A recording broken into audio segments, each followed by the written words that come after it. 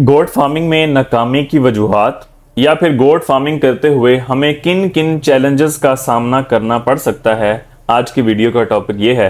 पिछली वीडियो आपने सुनी जिसमें मैंने बताया कि गोट फार्मिंग किस हद तक मुनाफे बख्श बिजनेस है या फिर गोट फार्मिंग की डिमांड किस तरह कम है, बड़े लोग इसमें इन्वेस्टमेंट क्यों नहीं करते।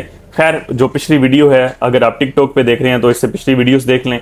यूट्यूब पे अगर आप देख रहे हैं तो डिस्क्रिप्शन में जो पिछली वीडियो इसका लिंक आपको मिल जाएगा। तो बात करते हैं कि कौन कौन से चैलेंजेस का सामना करना पड़ सकता है।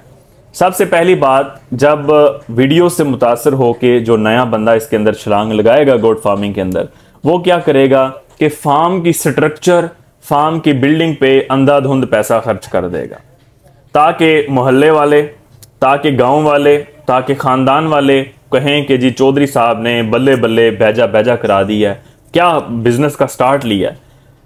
तो आपके जानवर इतने कीमती हों ना हों, आपको गोट फार्मिंग का एक्सपीरियंस है नहीं है, आपको फीडिंग शेड्यूल का एक्सपीरियंस है नहीं है, इन सारी चीज़ों को एक साइड पे रख के आप आगे गोट फार्मिंग को लेके चल भी सकते हैं या नहीं चल सकते, वो चीज़ें आपने साइड पे रखी, आपने बिल्डिंग पे इन्वेस्टमेंट मार दी, तो आपने कभी भी ये काम नहीं करना। अगर आप जानवर कीमती खरीदेंगे तो कल को अगर वो नहीं भी चलते या आपका इंटरेस्ट लूज हो जाता है, जानवर आपके खड़े हाथों बिक जाएंगे, थोड़ा बहुत कम ज्यादा मुनाफे के साथ वो बिक जाएंगे। लेकिन जो फार्म की स्ट्रक्चर आपने बना दी है वो नहीं बिकने वाली। वो बड़ी मुश्किल हो सकता है, अगर कोई और शौकीन खड़ा हो तो वो खरीद ले आपसे, लेकिन उसका जो मटेरियल है वो आपको घाटा दे के जाएगा, वो उस रेट पे दोबारा नहीं बिकेगा जिस रेट पे आप खरीद के लाए हैं। तो कभी भी स्टार्ट के अंदर, शुरू के अंदर बहुत ज्यादा अच्छी बिल्डिंग आपने नहीं खड़ी करनी। एक मुतवासत जितने आपके पास जानवर हैं उस हिसाब से बिल्डिंग बनाएं, लेकिन उसको इस तरह बनाएं कि कल को अगर आप इसको ही बिजनेस कैरी करना चाहते हैं, इसी को लेकर जाना चाहते हैं, तो वो एक्सपेंडेबल हो, उसको आप मजीद कुशादा कर लें, मजीद बड़ा कर लें। तो आपने बिल्डिंग इस तरह की बनानी है, क्योंकि हमारे सामने ये बहुत सारे केसेस मौजूद हैं, बहुत सारे लोगों की इस तरह की कहानियां हैं कि बहुत बड़ी बिल्डिंग खड़ी कर दी, बहुत बड़ा फार्म, एकदम सारे जानवर भर दिए फार्म को, उसके बाद फ्लॉप, खत्म, बिल्डिंग खाली की खाली रह जाती है। दूसरा जो है वो है ब्रीड की सिलेक्शन। अब यहां क्या होता है कि लोग क्या करते हैं कि एक एरिया के अंदर रह रहे हैं, वहां की ब्रीड उनको पसंद नहीं आती, ब्रीड किसी दूर दराज एरिया की पसंद आ जाती है। फॉर एग्जाम्पल, मेरा ताल्लुक चौक आजम लिया से है, यहाँ राजनपुरी ब्रीड जो है, वाइट कलर है, बहुत प्यारा जानवर है राजनपुरी। तो ये जो राजनपुरी जानवर है, इसकी एक जो है खासियत कह लें या इसका ड्रॉबैक कह लें कि ये सिर्फ अपने एरिया के अंदर ही कामयाब है और इसको पालना आसान काम नहीं है। बीमारियां बहुत ज्यादा आती हैं, बड़ी ही, मैं कहता हूं बकरियों के अंदर बहुत ही ज्यादा सेंसिटिव किस्म की ब्रीड है बीमारियों के हवाले से। लेकिन ज्यादा खूबसूरत होने की वजह से, कद काट अच्छा कर जाने की वजह से दूर दराज के जो मुख्तलिफ इलाकों के लोग हैं वो यहां आते हैं ये जानवर खरीदने। लेकिन जब खरीद के चले जाते हैं तो फिर उनका कॉन्टेक्ट होता है जब उनसे, तो वो कहते हैं कि इसने यहां आके वजन बढ़ाना छोड़ दिया है, बहुत कमजोर लागर होता जा रहा है दिन ब दिन, कोई समझ नहीं आती। बकरियां जो हैं वो हीट पे नहीं आ रही, क्रॉस होती हैं हीट पे आती हैं, प्रेग्नेंट नहीं हो रही, बच्चे थोड़े दे रहे हैं, बच्चे मर जाते हैं। इस तरह के फिर हमें जवाब मिलते हैं जो लोग यहां से लेके जाते हैं। तो बात कहने का मकसद सिर्फ यही था कि जब आपने ब्रीड सिलेक्शन की तरफ जाना है तो कोशिश ये करें, हत्तल इम्कान कोशिश ये करें कि जो आपके एरिया की ब्रीड है उसी पे काम करें। वजह उसकी ये है कि वो अपने माहौल के मुताबिक अपने जिस्म में कुव्वत मुदाफत बना चुकी है, वहां पे मौजूद आने वाली बीमारियों के खिलाफ उसका इम्यून सिस्टम, उसका मुदाफियाती निज़ाम एक्टिव है, वो उस पर काम कर चुका है, उसमें अब मजीद बीमारियां कम आएंगी, उसकी जो शरह इमवात है वो कम होगी, उसकी जो ग्रोथ रेशो है, वजन बढ़ाने की शरह है वो ज्यादा होगी। इस वजह से जब भी आप बकरियों पे काम करने जा रहे हैं तो कोशिश यही करें कि अपने एरिया की ब्रीड पे काम करें। तीसरे नंबर पे वैक्सीनेशन शेड्यूल के हवाले से लाइल्मी की वजह से नुकसानात होते हैं। मैं आपको ये चीजें, शायद आपको लग रहा हो कि मैं डरा रहा हूं, बल्कि डराने से पहले मैं आपको ये चीजें समझा रहा हूं कि गोट फार्मिंग जरूर करें, लेकिन उसको सीख के करें, बगैर सीखे ना कूदें।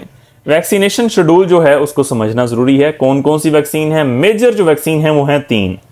PPR, काटा बीमारी बोलते हैं आमतौर पे किसान इसे, मुंह के अंदर छाले निकल आते हैं, मुंह के बाहर छाले निकल आते हैं, जानवर को बहुत तेज बुखार होता है, बहुत तेज डायरिया, रिक वगैरह लग जाती है, हैवाने के ऊपर छाले निकल आते हैं, खाना पीना बिल्कुल छोड़ जाता है, इस तरह के साइन पैदा होते हैं।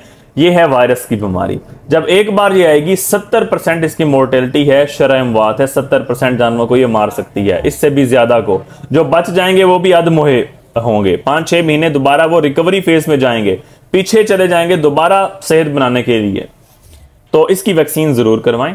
सर्दियां आने से पहले इसकी वैक्सीन होती है। आम जो सरकारी हॉस्पिटल्स मौजूद हैं उन पे ये फ्री अवेलेबल है, आप राब्ता करेंगे आपके जानवरों को वैक्सीन वो कर जाएंगे। फ्री वैक्सीन है ये। अगर आप प्राइवेट लेते हैं तब भी एक जानवर पे कोई 10-15 रुपए का आपका खर्चा होगा। दूसरे नंबर पे है कंटेजियस कैपराइन प्लूरोनमोनिया, आम अल्फाज में से नमूनिया की वैक्सीन कहा जाता है। ये भी सर्दियां आने से पहले आपने करवानी है, क्योंकि ये दोनों बीमारियां सर्दियों की हैं। तीसरे नंबर पे जो वैक्सीन है वो है ETV, एंटीरोटॉक्सीमिया। आमतौर पे इसे अंतड़ियों की बीमारी या अंतड़ियों की बीमारी की वैक्सीन कहा जाता है। तो ये वैक्सीन आप जरूर करवाएं। इसमें जानवर की अचानक डेथ होती है, टाइम नहीं देते। बच्चों में ये बीमारी बहुत ज्यादा आती है। अगर आप प्रेग्नेंट मां को ये वैक्सीन करवाएंगे तो बच्चों में कुदरती तौर पे कुव्वत मुदाफत आएगी, तो उस वजह से ये बच्चों में बीमारियां कम आएंगी। तो ये वैक्सीन आपने जरूर करनी है। वैक्सीन ना करवाने की वजह से अक्सर जब बीमारी का अटैक होता है तो आधे जो आपका है फ्लॉक, जो आधा आपका जानवर का तादाद खड़ी है वो उड़ा के ले जाएगी, या कम से कम जानवरों को बहुत ज़्यादा कमज़ोर कर देगी। नहीं कमज़ोर करेगी, मेडिसिन का आपका जो कास्ट है, जो खर्चा है वो बहुत ज़्यादा होगा। इसी के साथ फीडिंग मैनेजमेंट को आपने समझना है। आपने 6 महीने की कम से कम खुराक आपके पास पहले तैयार मौजूद हो।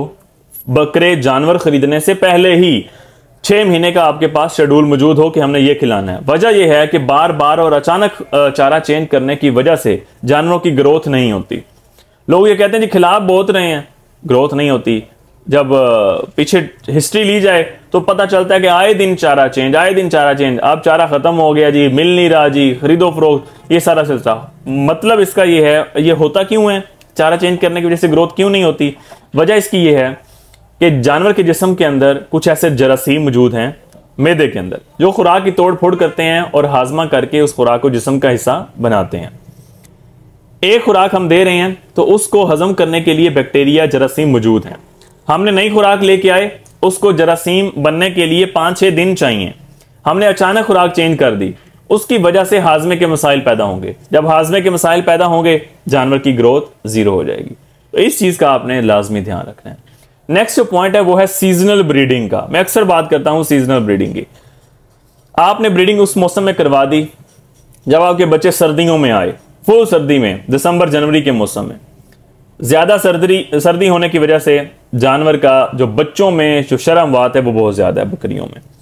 तो ज्यादा सर्दी, ज्यादा जबरदस्त हार्श किस्म का मौसम उनको फेस करना पड़ेगा, तो शर्म-ए-अमवात ज्यादा होगी। इसके बरक्स अगर आप ब्रीडिंग स्ट्रेटजी इस तरह बनाते हैं कि आपके बच्चे ना फुल सर्दी के अंदर आ रहे हैं ना फुल गर्मी के अंदर आ रहे हैं, तब उनको पालना, उनको बड़ा करना आसान होगा, आपके लिए एक चैलेंज नहीं होगा। इसी के साथ यही है किड्स मैनेजमेंट। बच्चा अभी पैदा नहीं हुआ, मां के पेट के अंदर है, आपने उसकी वैक्सीन करवाई है, उसके अंदर कुव्वत मुदाफत आ गई है। मां के पेट के अंदर अभी बच्चा है, वहां से उसकी मैनेजमेंट स्टार्ट हो गई है, यानी कि आपने वैक्सीन करवा दिया।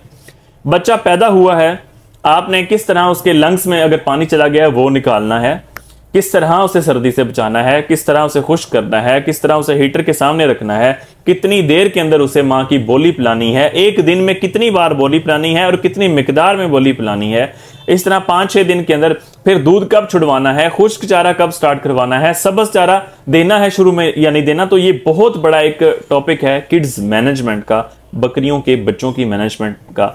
इसी के हवाले से, वैक्सीनेशन के हवाले से, फीडिंग शेड्यूल के हवाले से, किड्स मैनेजमेंट के हवाले से, ये सारी अलग-अलग वीडियोस जो हैं वो चैनल के ऊपर, यूट्यूब चैनल के ऊपर मौजूद हैं। तो आप चैनल का विजिट करें, सारी वीडियो देखें, समझें, उसके बाद करें। उम्मीद करता हूं कि आपको सारी बातें समझ आ गई होंगी। किसी भाई का जानवरों के हवाले से कोई भी सवाल हो, आप कमेंट सेक्शन के अंदर पूछ सकते हैं। बहुत शुक्रिया।